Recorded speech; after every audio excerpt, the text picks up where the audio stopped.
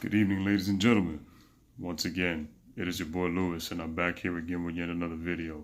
I just wanted to say a Happy New Year to everybody. Welcome to 2019, 2018. Everybody, once again, you go through your ups and downs in 2018, but 2018 was another year under the belt.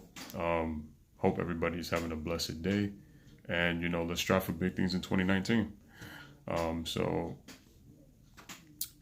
I had made videos on this discussion about who is the greatest of all time. And just when you think that things might slow down a little bit, the topic just continues to surface up. So now LeBron has decided to speak out on the entitlement of the GOAT status. And how fitting that he goes on his show, The Shop, and claims responsibility that because that LeBron took down the 73-9 Golden State Warriors, and that he says that it was the greatest team ever assembled, and that's all he heard, and then he had to stop and think back and say, wow, that was a heck of an accomplishment, and it was special. And the fact that he kept saying that when we won, it was an amazing feat. It was an amazing accomplishment that, wow, what I did was something special. I could sit back and reflect and say, man, what I did was really amazing. Like, what we did was really amazing. But it was like, taking down the Warriors 73-9, greatest team ever assembled, may be the greatest of all time.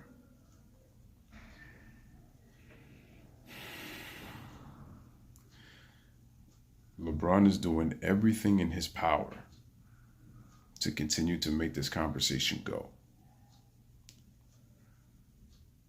No one disputes that LeBron is not a great player. But yet, LeBron's narcissism is what's causing people to turn themselves off on him. Well, the ones that don't like him, and then the ones that are objective on him. People who probably at one point thought, he was the greatest player that they have ever seen. I'm not going to say everybody's turned on him, because that's not true. LeBron has his legion of fans. Same thing with Kobe, same thing with Jordan. But focusing on what LeBron was saying, he says that taking down the 73-9 Golden State Warriors, they're the greatest team of all time. LeBron, I don't know why you're doing this. I really don't know why. This is arguably your biggest problem. You continuously run your mouth instead of just playing basketball. I know your fans are going to say, well, he has a right to do that because he's played in this game and he's made more money than you or whatever. And I was like, when you have to tell yourself that you're the greatest of all time, there's no problem when you think about it, that you believe in yourself that you're the greatest of all time. But if you have to tell that to yourself, if you have to go on social media, if you have to go on your networks, look, you even went on your own damn show, The Shop, where you have millions of viewers watching, saying that you're the greatest of all time because even though you say we, you mean you, came back from 3-1 to beat the Golden State Warriors, when there was no mention of Kyrie Irving, there was no mention of Kevin Love, there was no mention of J.R. Smith, there was no mention of Richard Jefferson, Timothy Mozgov, Channing Frye, Tristan Thompson, none of those guys. But yet here you are taking credit, as if Kyrie Irving didn't even play in that series. You could say we, but you're really saying I, because there's no I in we and there's no I in team. You could say that there's an I in win. And I'm not saying that LeBron doesn't deserve the MVP, because he did lead the team in every statistical category. But then that's downplaying what Kyrie Irving did in the series. Kyrie averaged 27 in that series. Excuse me. People want to point to the Draymond Green suspension. See, I was one of those that at first I was saying if it wasn't for Draymond getting suspended, that the Warriors would have won the series and that the momentum was taken away. And I've come to the realization that, listen, there were 2 more games to play, and Draymond Green did not play well. He cost a chance to wrap up the series, a chance to win the series in 5 games. I agree with that. But looking back on it and then looking at all the games I watched, I realized the Cavaliers, they They were sleepwalking out there. Like, they looked as good as dead with the way that they started to play. In the first 2 games, they lost by 15 and 33 points. An average of 24 points per game. And for people who are saying that the 2016 NBA Finals was like, it was great because it went 7 games. Yeah, it went 7 games, but that was not a great series.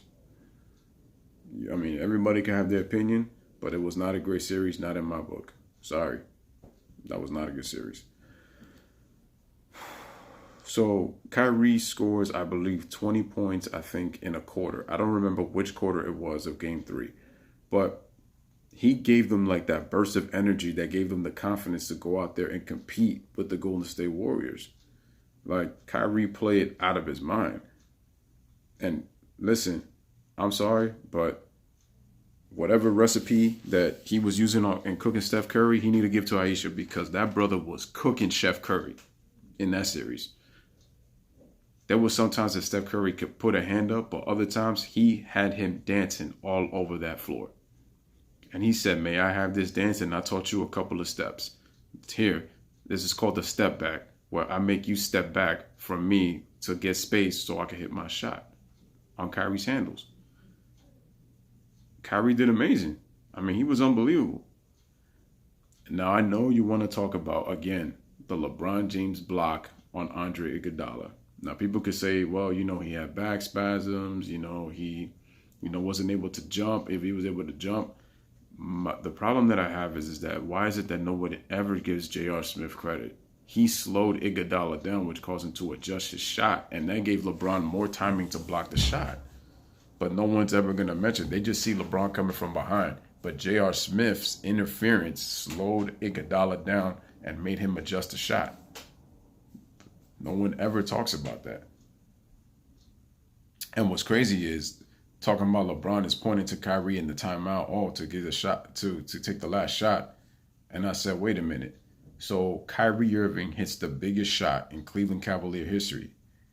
And some people, but it only tied the game. I said, what kind of game were you watching? The game was tied when he hit that shot. And it was a big time shot. He hit that shot on the right wing in Steph Curry's face in Game 7 of the NBA Finals on the road in Golden State. And then all of the LeBron fans act like if it just wasn't for that block. And then it's like they go from LeBron's block to LeBron's free throw that put him up 4. But don't even talk about that Kyrie shot gave them the lead for good. But they want to sit there and say, LeBron did absolutely everything. I'm not saying LeBron didn't deserve the MVP. He did. He led the team in every statistical category. But to sit here and downplay Kyrie is just flat out ridiculous, man. I just don't understand.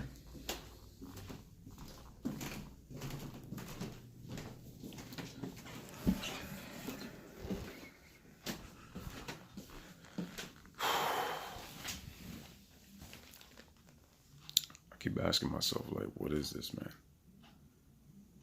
These guys honestly just degrade Kyrie like if he didn't even play basketball. And then it was this kind of stuff that was getting Kyrie upset.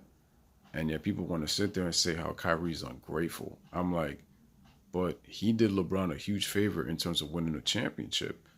And look, and you're telling me that LeBron has respect for Kyrie when it's like he never mentions that when they win the championship, I don't ever hear his name. He never mentions Kyrie. And you're telling me right now that, he really cares about Kyrie and respects him.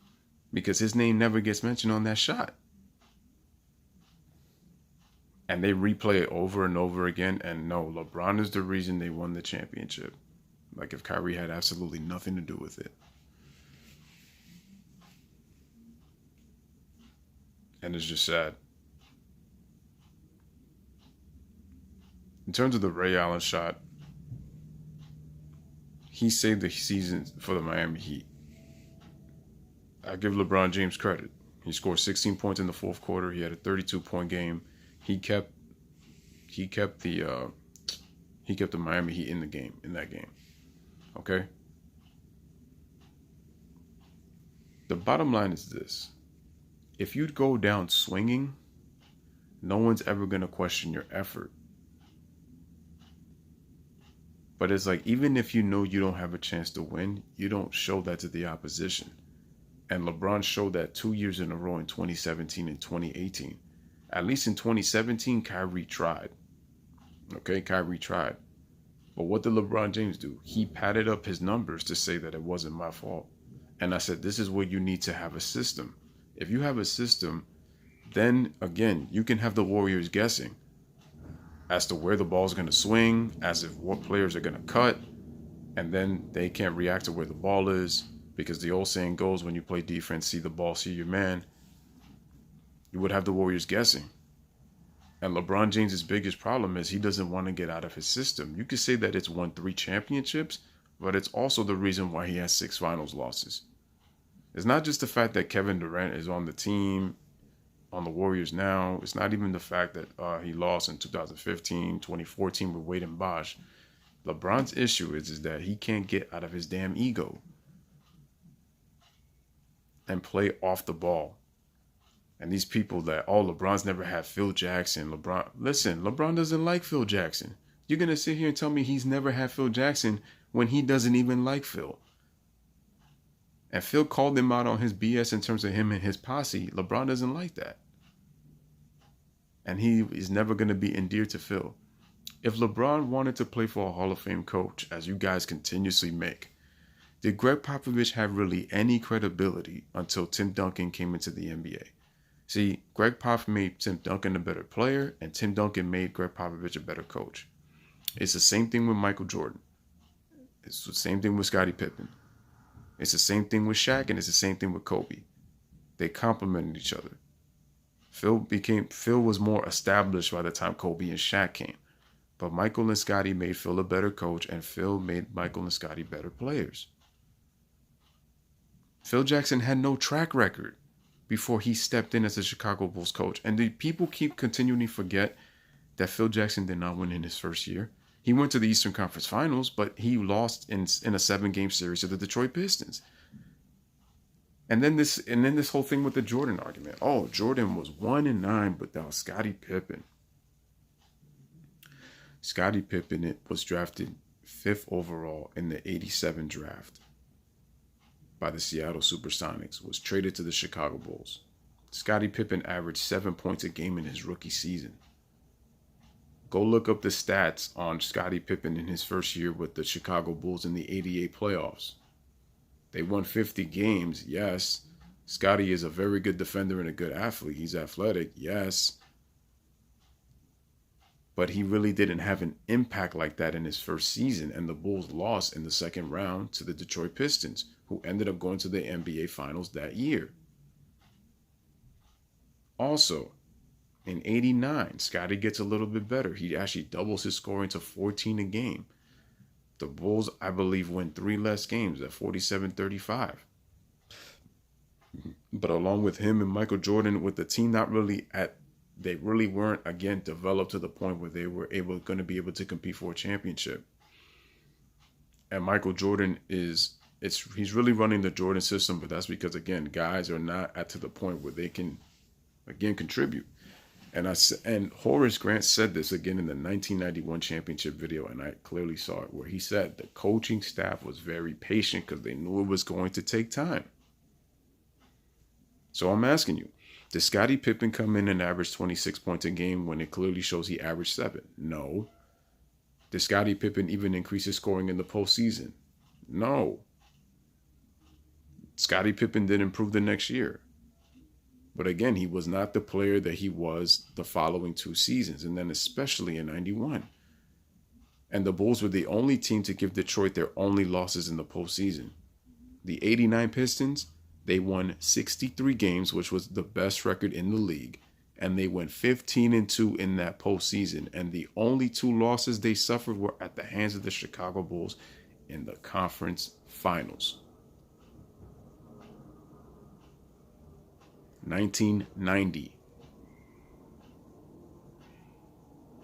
Yes, they started to win with Scottie, and the Bulls team started to get better. And this was the first time Scottie makes the All-Star team in 1990. Michael Jordan averages over 33 a game. They take the Detroit Pistons, who win 57 to 7 games. But this whole thing about saying that Michael didn't win until Scottie got there.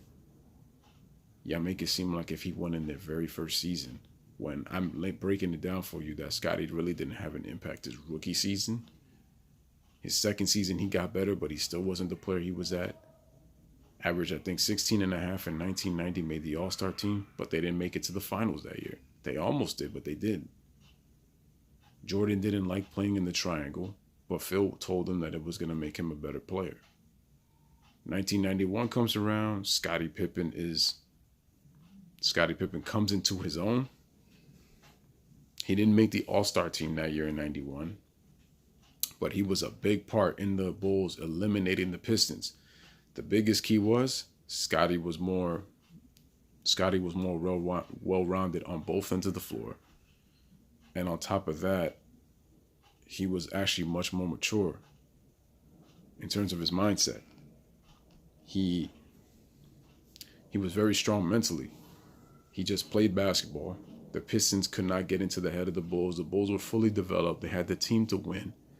And they finally knocked off the Pistons. And for those who keep saying that the Detroit Pistons were old, they did have some injuries on the team.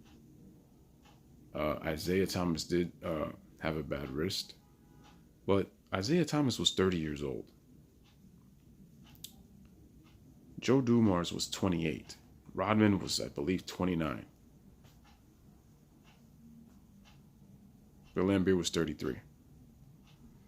Yeah, you guys coming on here, oh, they got old. That's why they beat Detroit. They were injured, but they were not old.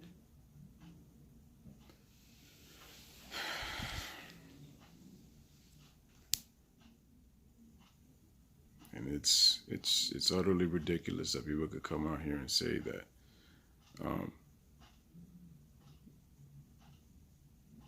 that Jordan went 1-9. Yeah, he did, but again, rookie season, faces 59-win Milwaukee Bucks, loses in 4 games. 1986, the Boston Celtics, 67 wins, MVP Larry Bird, 2 future Hall of Famers in Robert Parrish and Kevin McHale, with a Hall of Famer in Dennis Johnson, who would go on later in the future, and a very good player in Danny Ainge. Like, if that wasn't a stacked team, they had the best record in the NBA. They went 40-1 at the Boston Garden. They had the best home record in the NBA. And in the postseason, they went 15-3. 15-3.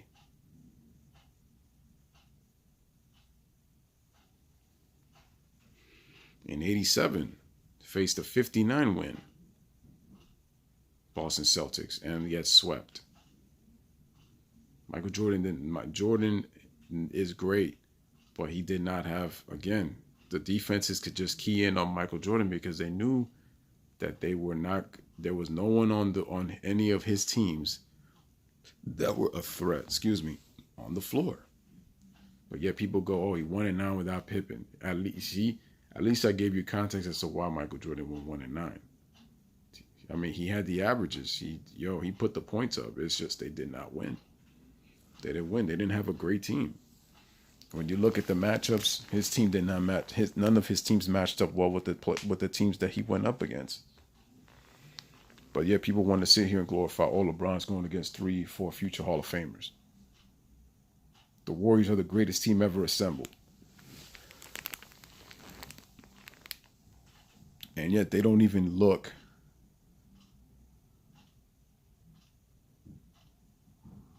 and look, I'm about to break something else down.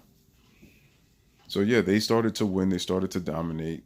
Scottie Pippen becomes an integral part in their championships. He makes all defensive teams, makes a lot of all-star teams, is a reliable scorer. This is very true. I had some fool come up to me and then show me stats about how Scottie averaged 20 in the postseason. And I was saying to myself, I'm not saying that that's not true.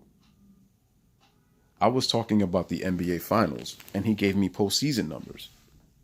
And I said Jordan never had a 20-point per game score in the NBA Finals.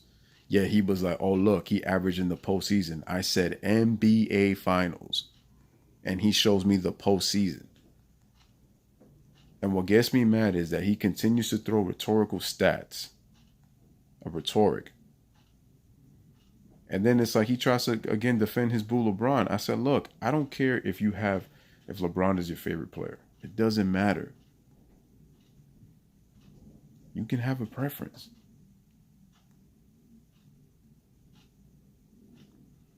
But to sit here and be like, oh, well, he can't. Oh, LeBron did all of this, and then Dwayne Wade took the same amount of shots this, and Chris Bosh wasn't nothing that. I said, you do realize that in Miami, they had a system, but LeBron was still dominating the ball. It's just there was more cutting by the players. And so LeBron couldn't do what he wanted. That helped him win. And like I said, if LeBron is great, why is it that he joined with Wade and Bosh? If they're so trash, why is it that Bosh averaged 24, 25, and 10 on 50% shooting with the Toronto Raptors? And he did lead that team to a division title in 2007. But then you're going to sit here and tell me, oh, well, that's because the Raptors were trash and that the East is weak. But isn't this the same Eastern Conference LeBron is playing in? See how you guys try to refute your argument? It's the same conference that he's playing in, but it's weak because of Chris Bosh, but not LeBron. Because LeBron is dominating these boys, but Chris Bosh ain't nothing. And that's what I'm saying. Those two went to South Beach with Dwayne Wade. But yeah, you want to bash Chris Bosh like if he was nothing. Want to bash Dwayne Wade because it was unfortunate. He was injured. But he was the best player on the Heat team in 2011. And then this same idiot on Bleacher Report that I'm going back and forth with is trying to say that Wade at not one point in time was good. And LeBron, he started to decline, and he was like, okay, that 1 year. I said, but this is ridiculous because it's like you just downplayed Dwayne Wade, and all of a sudden you're like, and he's like, oh wow. And then when I showed him that what he accomplished, he's like, that was Wade in 2006. I said, Wade is not going to average that many points with LeBron having the ball in his hands. It's just not going to happen. It's not going to happen. The reason why I work with Kobe and Shaq is because you have somebody that's in the paint and somebody that's on the perimeter. The difference is you have two perimeter players. And even when LeBron was in the post, he would still circle around the perimeter. I'm not sitting here saying LeBron's not a great player. But all of LeBron's championships, he's had a ton of help. What about all those shooters he played with? Oh, and let me get back to, once again, with LeBron's early years. And this is why LeBron is not the GOAT. First of all, again, he missed the playoffs his first 2 seasons. But nobody wants to mention that. They just want to go, well, how come nobody mentions Jordan is 1-9 without Scottie Pippen? I'm going to ask you once again, did they win with Scottie the minute he came to the Chicago Bulls? Did he come in averaging 25, 26, 27 points per game when he came and they won the championship? I don't know. Somebody please tell me. Somebody correct me if I'm wrong. Because I'm guessing the Bulls won the championship in 1988. I guess. Or if not, I'm pretty sure it was 1989. Oh, wait. Matter of fact, maybe it was 1990. I don't know. Somebody tell me. Somebody correct me. Correct me if I'm wrong. But LeBron misses the playoffs his first 2 years. In his third season, they win 50 games with the Cleveland Cavaliers. They're a top 10 defense, make the playoffs, beat the Wizards in the first round, 42-win team. They take the 64-win Pistons to 7 games. The 50-win Cavaliers. But they're trash. 2007, they win 50 games again. Again, for the second year in a row. This time, their defense is 5th in defensive efficiency and 4th in points per game allowed. 4th best scoring defense in the NBA. And somehow they're trash. They went to the NBA Finals with a 50-win team and a top 5 defense, and yet they're trash. I don't see how that fits. Tim Duncan, through the first 3 rounds of that postseason in 2007, was averaging 54% from the field. And those same trash Cavaliers held them to 44% in 4 games.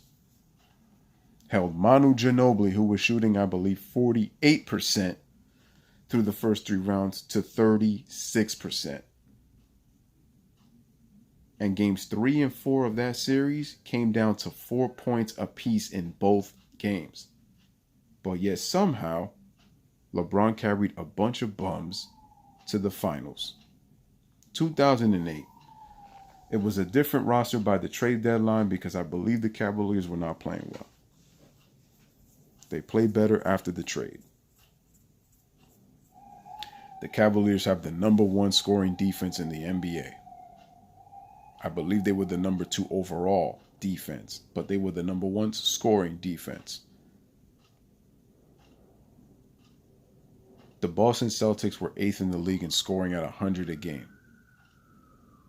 The 45-win Cavaliers take Boston to 7 games and held them 16 points per game less of their season average at 84 through the 7 games.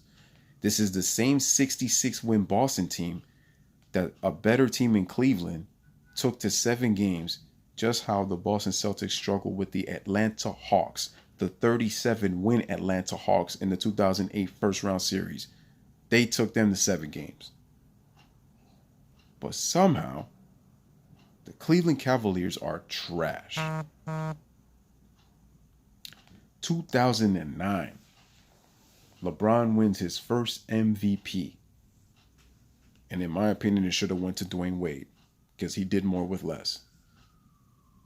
Yet, LeBron took these bums and won 66 games. The best record in the NBA. Somehow they're trash and they have the best record in the NBA. With All-Star Mo Williams.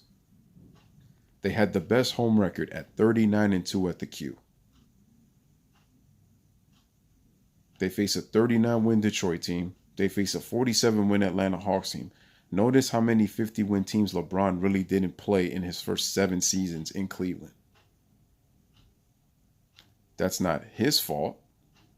But I'm telling you, this is why the Eastern Conference is very weak. But yet, a lot of these rankings show that his Cleveland Cavaliers were a pretty good team and a top team from 2006 to 2010. Yet, they are somehow deemed trash and a bunch of bums that he carried to the finals. That's millennial talk. That's LeBron stand talk. I don't want to hear that. Nothing. I don't want to hear that ish. Then, they lose to the Orlando Magic. That was a very good team. They won 59 games.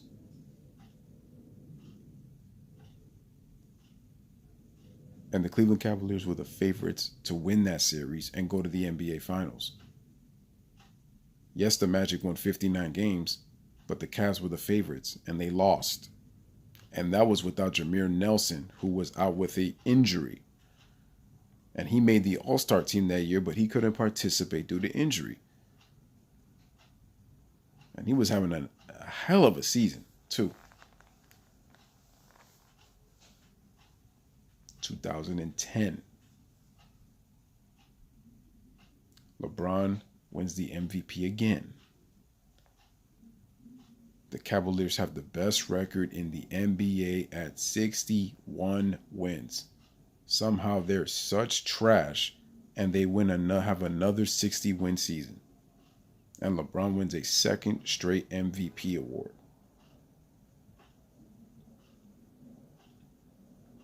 And they get upset in 6 games to the Boston Celtics, who they had a 2-1 lead on. And in the first round, they played a 41-41 Bulls team. Notice how many 40-win teams I've mentioned already. 30 to 40-win teams that LeBron's faced. I'm not putting that angst on him. But my point is, for people who keep talking this crap about LeBron has faced tougher competition, please. His toughest competition always happens in the finals. He'll either meet one good team or it's not until the NBA finals. And that's what's been happening since 2011. 2011. Teams up with a top 3 player, Dwayne Wade. Teams up with a top 10 player, Chris Bosh. 2 men in the same draft class as him. Both top 5.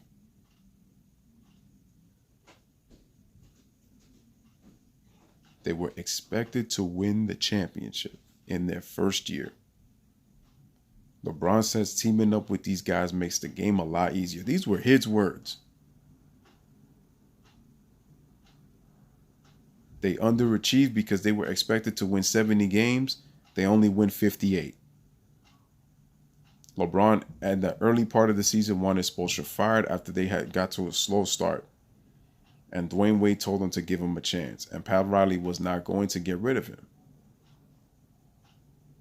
And that's when LeBron knew he had to just suck it up and deal with it, because they were not going to let LeBron run the organization, which has been also part of LeBron's problem. Brother, 58 games, face Philly. They knock off Boston, who went 56-5. They knock off Derrick Rose, who did deserve the MVP. He did more with less. People thought LeBron's numbers were going to dip because he was on the Heat, and they thought he was probably going to sacrifice. That did not happen. Wade and Bosh sacrificed for LeBron. They keep talking about, oh no, he took the amount of shot. He took the less amount of shots, about the same shots that he did in Cleveland. But that's not what the media said. And this is what people just continuously understand. They just want to throw these statistics but never look into the context. They just look at these numbers and just say, wow. Yet,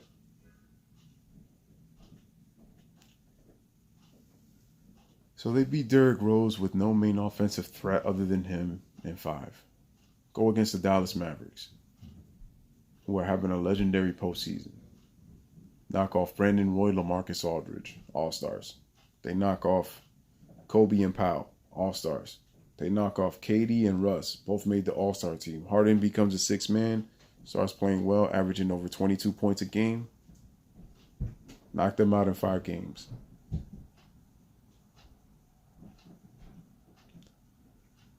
Faced the Mavericks in the finals, the Miami Heat, I should say, with Bosh, Wade, and LeBron making the All-Star team that same season. Had a 2-1 lead. Lost the last 3 games. LeBron James scores less than 5 points in 4 consecutive fourth quarters. Averages only 17.8 points per game. Somebody keeps changing up the stats because I saw 46% from ESPN, and then the other websites have 47.8. Jason Terry had 18, and he shot 49%. Chris Bosh averaged 18 and shot 50%. Dirk Nowitzki averaged 26-9. Dwayne Wade was at 26.5 on 54% from the field. So you mean to tell me that you're the 5th best scorer in the NBA Finals in a 6-game series that you were favored in, you choke, and then somehow you're the GOAT because you beat the Golden State Warriors, quote-unquote, the greatest team ever assembled. The 73-9 Golden State Warriors lost 9 playoff games.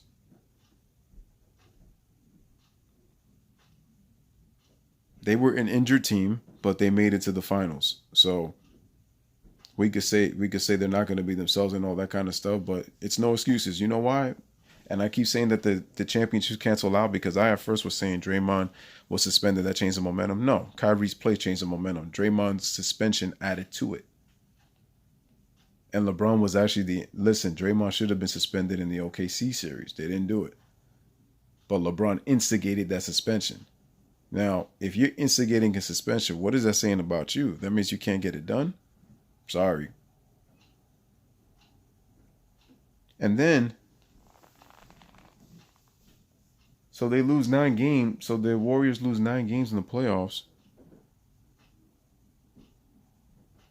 But then they want to go and say, oh, but they won 88 games. That was more than the Bulls. Okay. But you're also forgetting that the Bulls in the 96 season, at that time, the first round was a best of 5. And since 2003, the first round became a best of 7. And the Warriors finished the season 88-18. That would put them at a 15-9 playoff record. They lost 9 playoff games. They may have won. They had a great regular season, but they struggled in the postseason. And I somewhat agree with Skip. People overrate this team like they're so great, but they lost 9 playoff games. The 2015 Warriors went 16-5. That's better than what the 2016 team did. And yet, they want to say they're the greatest. They had a great regular season, but the postseason was a lot different. And they should have lost to Oklahoma City. So for LeBron to come and say this narrative about knocking them down made me the greatest when they didn't have the greatest playoff run. See, it would have been different if the Warriors, let's say, were undefeated or they were having an amazing playoff run and you just dominated them. I'm not saying that it's not a heck of an accomplishment, because it's a heck of an accomplishment to be the first team to come back from a 3-1 deficit and win. And Steph Curry choked. Sorry, him and Klay Thompson choked. Notice that Draymond had a big Game 7, but did they win? No. And they only lost by 4 points. But Steph and Klay were not a factor. That was the key. Also, Bogut being hurt takes away the rim protection. So now LeBron and Kyrie have free roam to drive to the basket. Because if they have a hard time of keeping those guys in front, it's going to be even worse by the time they get to the basket. Well, Kyrie balled out and yet gets no credit. Gets no credit. And that's why he left. And then people just insinuating these damn insults. Oh, Kyrie is salty. Kyrie, you were nothing without LeBron. And here's another thing that's bothering me. People keep coming out saying that when LeBron leaves, that the roster isn't shambles and that they're nothing without him. Why is it that people continuously to leave out that when he left to Miami, they lost 7 players from that Cleveland Cavalier team, including the fact that Varejao was hurt and missed most of the season. Or in 2014, when Mike Miller, Shane Battier, Ray Allen, Rashard Lewis, Chris Anderson, most of those players were not on that team the very next year. And people say, oh, how come there Bosh and Wade couldn't make the playoffs? They were both hurt. Chris Bosh had blood clots. It's like, I don't get it. And this is the problem with these LeBron apologists, man. This stupid revisionist history bullshit.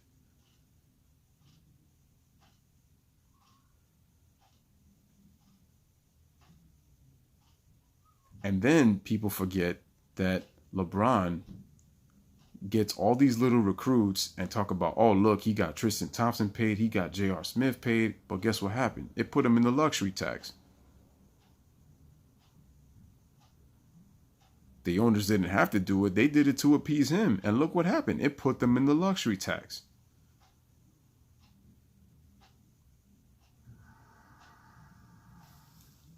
And then LeBron fans, all they want to do is say, oh, well, he got them paid. So, yeah, he really cares about his team. No, he didn't. When LeBron came back, when Kyrie signed that $90 million deal, he didn't come back because he came back because it was another opportunity to win a championship.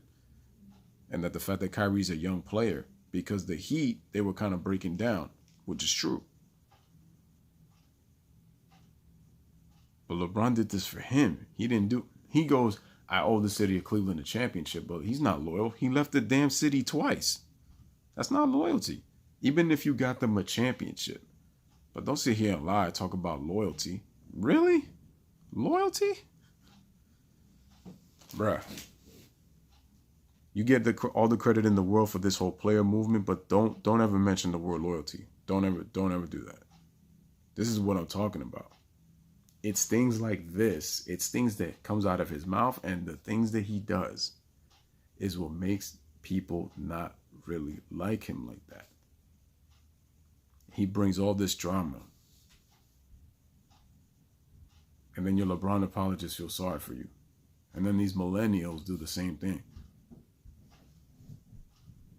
Like, please, cut the malarkey, man. It's getting ridiculous out here. Like, I don't care if LeBron is not your favorite player. That's not my issue. Everybody has a favorite player. There's nothing wrong. Like, if you say LeBron is the best that you've ever seen, like, it's fine. Or if you say that LeBron is like the greatest player of all time, in my eyes, it's cool. But don't sit here bashing Michael Jordan like if Michael Jordan didn't do anything. I bet you same LeBron people that keep talking about how LeBron is the greatest are all saying that while wearing Michael Jordan merchandise. Hoodies, sweatshirts, shirts, t-shirts, pants.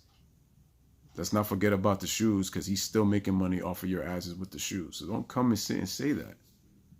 And it's not everybody, but I'm saying I know there's a good amount of people out there who are wearing Jordan shoes, talking about LeBron is the GOAT, bashing Michael like if he never did anything for basketball. Why does LeBron wear the number 23? Because of Michael. And he's being so desperate into trying to get Michael to look his way to get attention.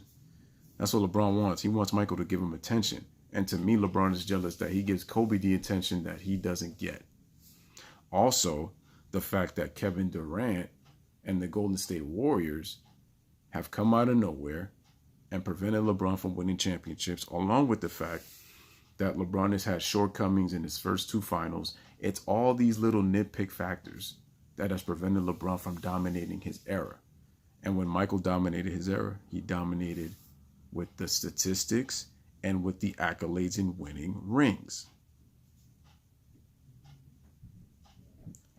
That's what's got LeBron upset, and that's what's got the media fanboys and LeBron stands upset. That LeBron has not been able to dominate. He's dominated statistically, but he has not been able to dominate in terms of winning. That's the bottom line. And that's why he's putting himself above everybody else. Because according to LeBron, he makes everything go. And people who are actually capable of running a ship, they get no credit. Because according to him, subliminally, they don't do anything. Or they haven't done anything. And they can't do anything without him. And I find so funny that LeBron is doing all of this and all of that, and yet you texted Kevin Durant to come work out with you. But you're the GOAT, yet you're trying to text another great player to come join you. Let's try to work out with you. You wanted to go with Paul George. And see, this is the problem. If you're so damn great, why are you trying to work so hard? And then when you get exposed, you say, well, I had no, part of that or whatever. And my thing is, LeBron pre-planned going to Miami with Dwayne Wade. This was 3 years in the making. He knew he was going down there. And then there was just reports. He knew he was also going back to Cleveland for what he told Kyrie, that, hey, man, keep doing what you're doing, man. You might see me back soon. He knew he was going to Cleveland. Same thing with this past season. D Wade knew he was going to Cleveland at the end of the 2017 season. LeBron pre-plans all of his agendas, so he knows exactly what he's doing. And look, all this effort to win championships,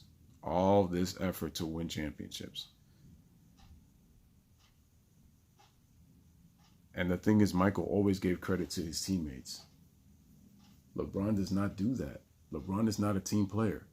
He's a team player to his friends, but not his teammates. He plays well with role players who are specialists, but he doesn't play with stars. I told you, multi-dimensional players who can do more than one thing on the floor, they become relegated to one-dimensional play. And what LeBron still has not figured out is He needs to stop being in control of his system and fight system with system. With as good as he is and nobody can really guard him, and if he puts his ass in the post, I'm telling you right now, LeBron would be a much better player. But his narcissistic ego will not let him do that.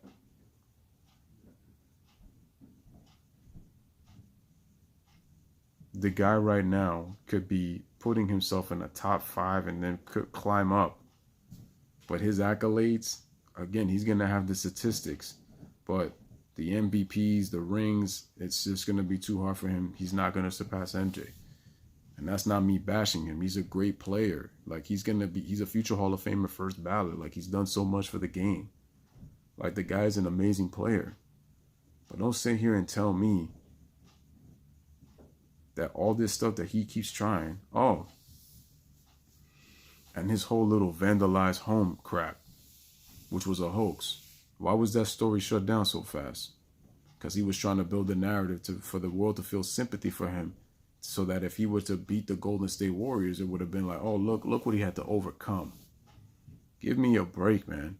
And it's stuff like this that made me lose respect for him. That's not GOAT behavior. That's not superstar behavior. That's pathetic behavior. All to get attention. Like, what is that, man? And they want to say he's a role model. Yeah, he's acting like this. I never questioned LeBron as a man. Like, as a man, he's done so much for the community. He has a loving family. Like, he's a great husband. He's a great father. Like, we're just critiquing basketball. And yet in basketball, oh my God, you're such a hater. You're a hater. You LeBron fanboys, cry me a river. I don't care. If LeBron does something great, I'm going to say he did an amazing job. If I say his ass needs to get back on defense, I'm going to say it. I'm going to call it out. You need to be objective. Same thing with Michael Jordan, man. As great as MJ is, he had his shortcomings too, bro. I believe if I'm not mistaken, I think in the 89 playoffs, I think against Detroit in one of the games, he struggled. And I believe he scored under 10 points. And like I said, I could give credit to Scottie Pippen, Dennis Rodman. Those guys were integral parts. But Michael was never on the super team. LeBron teamed up with players in his prime. Michael Jordan played in a different time where they didn't do that. It was about being the best and competing against the best to beat the best. That is why I continuously say, as great as LeBron James is, he needs to just shut up and play basketball and let his game do the talking. If he quote unquote wants to get an opportunity to be the best ever, he needs to just shut up. But no, he wants to placate to the media, and now he wants to believe his own narrative, believe his own hype. He wants the world to know and for the world to see that he is the greatest player of all time because he knocked off the greatest team ever assembled, when it's the same idiots who keep saying that Clay and Draymond aren't all-stars. So what you guys are doing is you guys overrate the Warriors and then say they're the greatest team assembled. That makes you phony. I'm exposing your bias right there. They're a great team, but they're not the greatest of all time. It's like my man Ron Harper once said, 72-10 don't mean a thing without a ring. They got the ring. They have the best percentage in NBA history. They went 15-3 in the postseason in '96 and finished with an 87-13 record. That's a win percentage of .870. The Golden State Warriors have a win percentage of .830, 83%. That's still impressive. But they didn't close the deal. They have the most wins at 88, but the Bulls still have the higher percentage, and they won 87 of their 100 games. And the Warriors played 6 more games than the Bulls did. And remember, I told you, in the first round back in 1996 was a best of 5 in the first round. So you had to win 15. This era, it's a 7-game series in every round, and you have to win 16, so 1 more. And the Warriors played 6 more games just to almost win 16. So no, LeBron, it's a heck of an accomplishment, and you deserve to win the MVP award of the finals. But don't act like Kyrie didn't do squat, because he helped you tremendously. So did J.R. Smith, that nobody wants to talk about. On top of the fact, Tristan Thompson's defense and his rebounding, and give Kevin Love credit. He had 14 rebounds in Game 7 and played great defense in Steph Curry in that game. But LeBron, no matter what you try, the bottom line is you need to stop talking. You need to just play basketball. And I'm telling you right now, you don't believe in it. You're trying to make, you're doing this for attention, thinking that MJ is going to come your way and say something, saying that you beat the greatest team ever assembled, when even MJ is going to say no. He's even said that those Warrior teams will not be able to beat the 90s teams. I'm telling you. It could depend on what rules you're playing or whatnot, but I'm telling you, that Bulls team is very cerebral. They'll adjust. They'll adjust. So I'm telling you right now, the Warriors are not the greatest team in NBA history. They're a great team, and they're the best team right now. But no, they are not the greatest team ever assembled. And no, they did not win the championship. So no, they're not the best. And that's the end of that. So stop it, LeBron. You will never be the GOAT. Simple as that. Great player, but never going to be the GOAT. Facts on that.